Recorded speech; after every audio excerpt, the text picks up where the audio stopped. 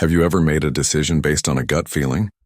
That feeling is emotion at work. Emotions play a powerful role in the decisions we make every day, from small choices like what to eat, to big ones like choosing a career or ending a relationship. Emotions are always involved.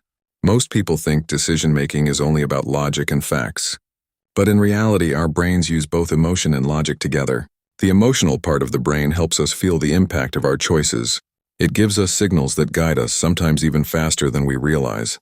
For example, fear helps us avoid danger. Happiness can lead us to do more of what we enjoy. Sadness might make us slow down and think more deeply. These emotional reactions shape the direction of our choices, even before we fully understand why.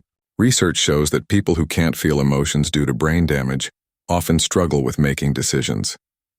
This proves that emotion is not a weakness in decision-making. It's a strength. However, emotions can also lead us in the wrong direction if we're not careful. Making choices in anger, fear, or excitement can result in mistakes. That's why it's important to become aware of how we feel during important decisions. Smart decision-making means noticing your emotions but not letting them control you.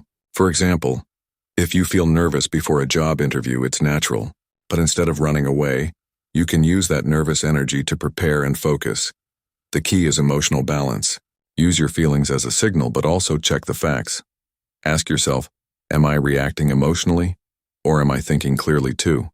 Emotions help us connect with others, understand what we value, and choose what really matters to us. So the next time you're making a decision, don't ignore your emotions. Listen to them, understand them, and then combine them with logic.